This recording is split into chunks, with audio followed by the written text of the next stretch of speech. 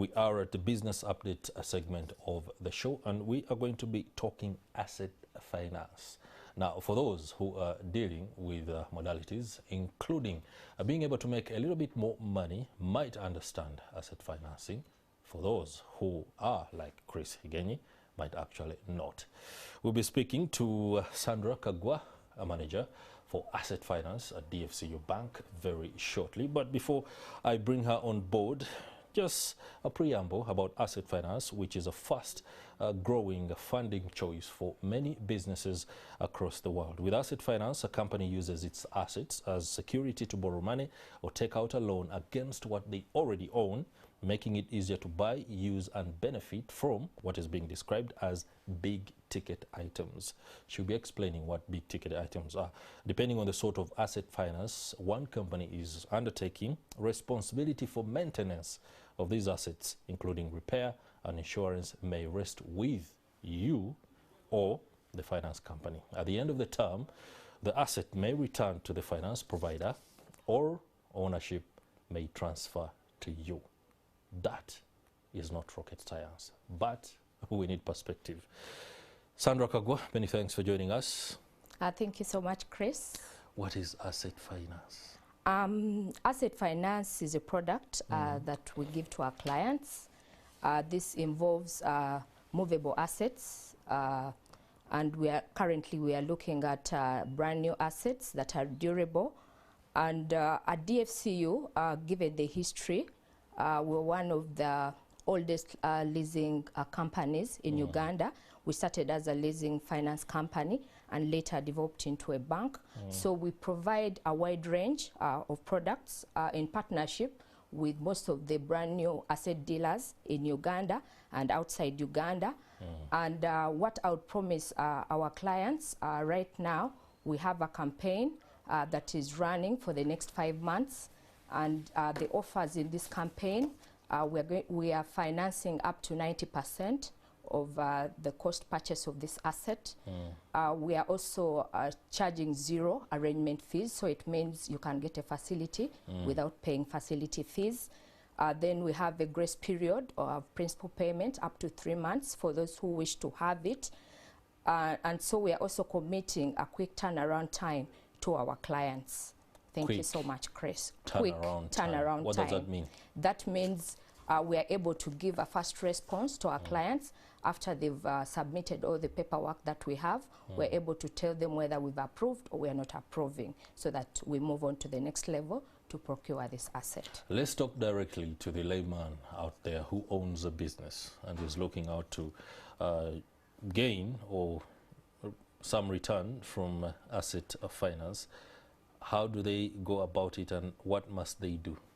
What happens, a customer has to, first of all, have a source of income from which they're going to pay this asset.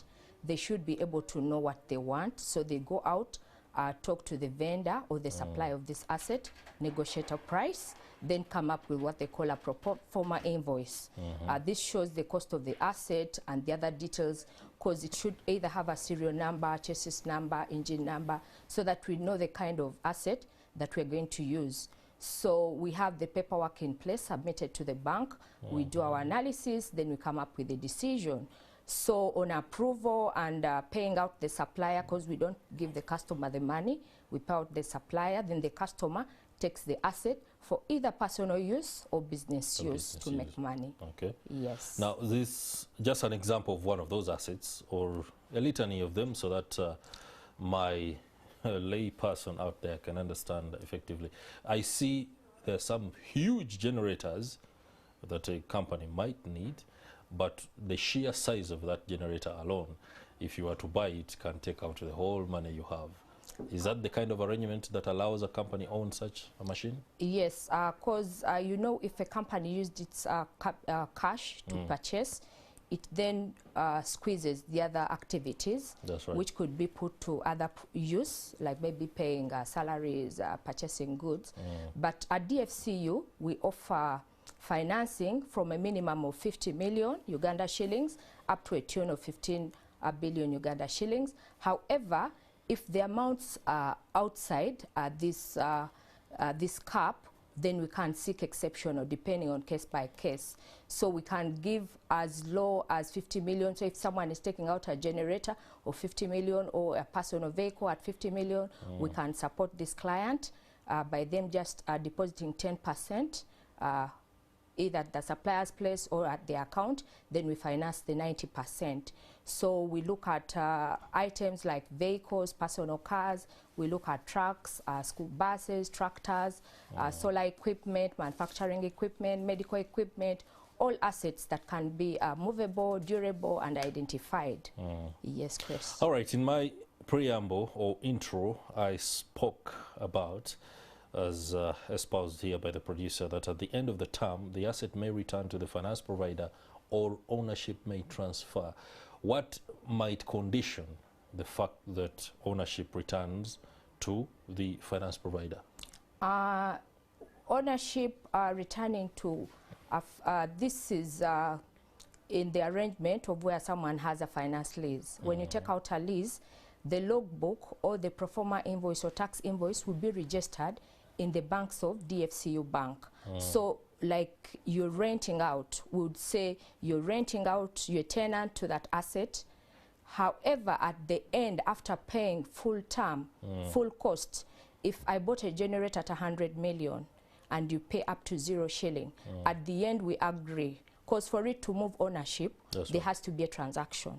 So you either say, I'm not taking it up, let me return it to the bank, then the bank can sell it out, which is a very rare case that has not happened, because everyone wants to own this asset at the end of the day. Or you'll pay a minimal fee called an end of term option, which is really below the minimal value. Like it's just a transactional item that a client would come and pay, then we do change the ownership. Okay. Yes. So during the course of use of that asset, aspects including maintenance rest on the company or the finance asset the asset provider? The company, because the customer who is using that asset is an economic owner. We are just a legal owner and financer. But the maintenance is the economic owner. Yes. Interesting finance terms there. Let me just ask a broader picture when it comes to asset financing in Uganda. Is it a model that is being adopted or it's been around for a while? It's been around for a while. How come it's not as entrenched as many of the finance products that we are aware of, including the everyday loans and stuff like that? Initially, financiers, because leasing was being offered by leasing companies. Then later it evolved. Banks took into the interest of having these products, because depending on the speciality that it involves, because you have to involve the supplier and also the customer, because you also know who the supplier is, what item they are providing. So not many banks at that time would take on this kind of products to sell out to their clients. And then also banks started with companies that were fully established. But as business evolved, banks thought that also individuals would utilize this product. So we came and remodified and said we can have leases, we can also have asset finance. Asset finance, which is just like a normal asset loan that you'd give to also an individual to benefit. And that is why you see the move has changed. And almost, I think, most of the big banks are selling this product to their client. As yes, we are in an economy that many will look at and take to be a hard one. If a business or a person is already grappling with other obligations with financial institutions and they want to take on this particular product, don't the other aspects affect their ability to take on asset financing? Yes, if you're really struggling in other products, because at the end of the day, the cash flows have to be there. Yeah. However, when you take asset finance, especially those taking the asset for business, this asset is also expected to generate income, additional income, maybe in case of you're taking bigger or expanding. So when we are making our assessments, we don't only look at the existing kind of income you're making, but we also factor in that income that the machine or the car or the truck is going to add value to the business and how much it will make. Then we make a general assessment for a customer to see whether they qualify or they don't. Okay. Yes. Let's keep the discussion on who qualifies. And I want you to find a way of encompassing the aspect of women into it, not because you're a woman.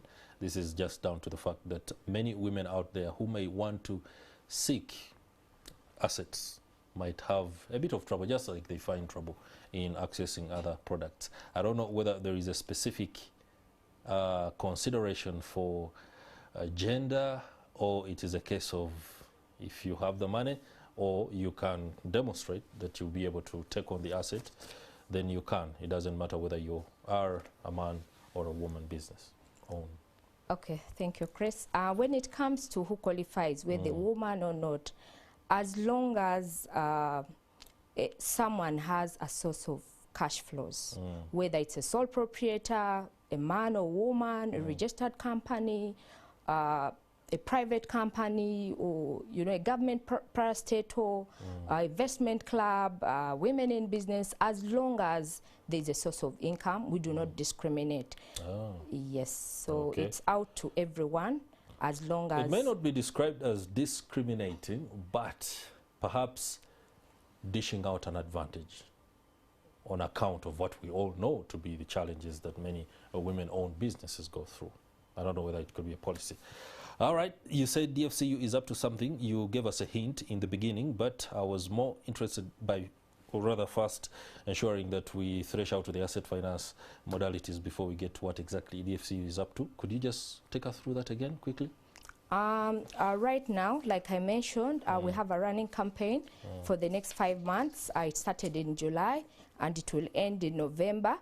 We've dubbed this campaign as big moves. Big move, yeah. Yes, That's make big moves. And under make big moves, we've come out with some special offers to our clients during this period. One of them, we are financing up to 90% as long as the asset is brand new. We are charging 0 arrangement fees. It means the customer will come and will not pay the arrangement fees. We also have a grace period of principal payments up to 3 months for those who would wish to take it up. We've partnered with all the major suppliers, franchise suppliers in the country, as long as you're picking up an asset from them, and also international, as long as it's brand new. So I encourage our clients, those who are clients and those to be, you don't have really to be a DFCU client for you to come and apply for this facility. So it's open to the public, as long as you have a source of income. Source of income. Yes. Sandra Kaggwa, Manager Asset Finance at DFC Bank, many thanks for shedding light on this particular product and also the big move that DFCU is up to. It's been a pleasure. Thank you. All right, that will do it for our business update, but do stay with us. There's a lot still coming up here on Morning at NTV. Replenish your cup of coffee.